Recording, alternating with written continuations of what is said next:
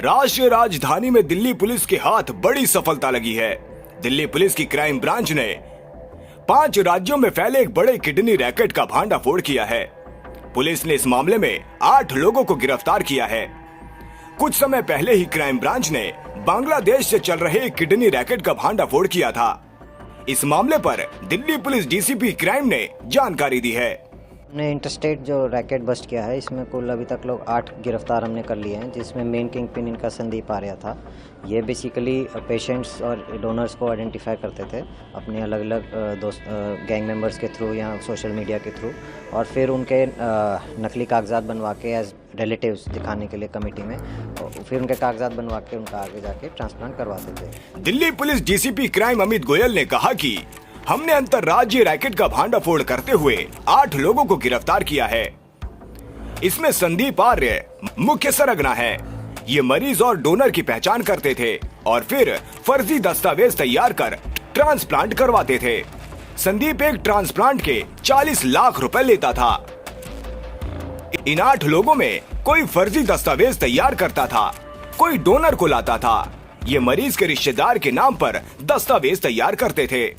तो इसमें जनरली ये जो संदीप है पेशेंट से 35 से 40 लाख रुपए लेता था फर्स्ट एक ट्रांसप्लांट के लिए, जिसमें कि सारी कॉस्ट इंक्लूडेड होती थी।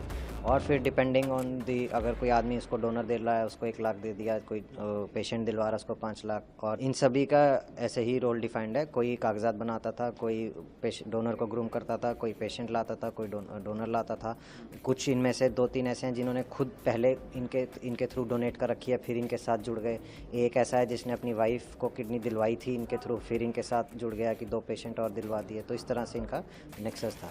दस्तावेजों की जांच की जा रही है। 6 राज्यों में 11 अस्पताल के बारे में पता चला है। हमने 5 मरीज और 2 डोनर को ट्रैक किया है और उनके खिलाफ कार्यवाही की जा रही है। हमें शिकायत मिली थी कि संदीप आर्य नाम के शख्स ने ट्रांसप्लांट के लिए 35 लाख रुपए लिए थे, लेकिन ट्रांसप्लांट नहीं हुआ। तो जनरली जो पेशेंट है, पेशेंट के कोई रिलेटिव जिसका वो होता है उसको उसके नाम से ही बनते थे एज डोनर। बाकी फिर आगे वो उस हिसाब से उसकी वो नकली जो भी उनको नकली कागजात बनाने होते थे, उसका एड्रेस प्रूफ या वो दिखाने के लिए वो सब वो करते थे। तो उसमें नहीं आया। अब कागजात वगैरह उनको एग्जामिन करेंगे, उसमें कुछ आएगा तो बिल्कुल कार्रवाई की जाएगी। 11 अस्पताल बताए गए हैं 6 स्टेट में, जिनमें अलग अलग जहाँ पे इनको ठीक लगता था, सूट करता था, वहाँ पे ये कार्रवाई कर देते थे।